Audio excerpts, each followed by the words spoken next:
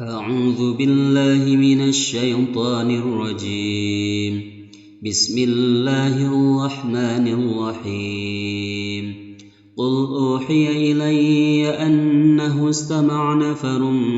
من الجن فقالوا إنا سمعنا قرآنا عجبا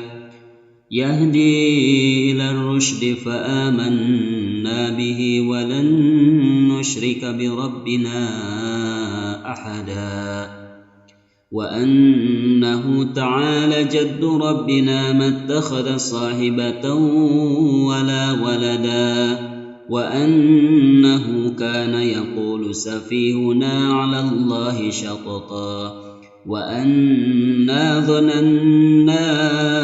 أن لن تقول الإنس والجن على الله كذبا وأنه كان رجال من الإنس يعوذون برجال من الجن فزادوهم رهقا وأنهم ظنوا كما ظننتم أن لن يبعث الله أحدا وأنا لمسنا السماء فوجدناها ملئت حرسا شديدا وشهبا وأنا كنا نقعد منها مقاعد للسمع فمن يستمع الآن يجد له شهابا وصدا وأنا لا ندري أشر أريد بما في الأرض أم أراد بهم ربهم رشدا وأنا منا الصالحون ومنا دون ذلك كنا طرائق قددا وأنا ظننا أن لن نعجز الله في الأرض ولن نعجزه هربا وأنا لما سمعنا الهدى آمنا به فمن يؤمن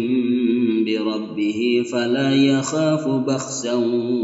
ولا رهقا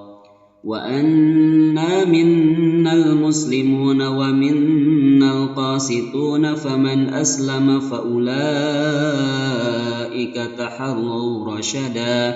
وأما القاسطون فكانوا لجهنم حطبا وأن لو استقاموا على الطريقة لأسقيناهم ماء غدقا لنفتنهم فيه ومن يعرض عن ذكر ربه يسلكه عذابا صعدا وأن المساجد لله فلا تدعوا مع الله أحدا وأنه لما قام عبد الله يدعوه كادوا يكونون عليه لبدا قل إنما أدعو ربي ولا أشرك به أحدا قل إني لا أملك لكم ضرا ولا رشدا قل إني لن يجيرني من الله أحد ولن أجد من دونه ملتحدا إلا بلاغا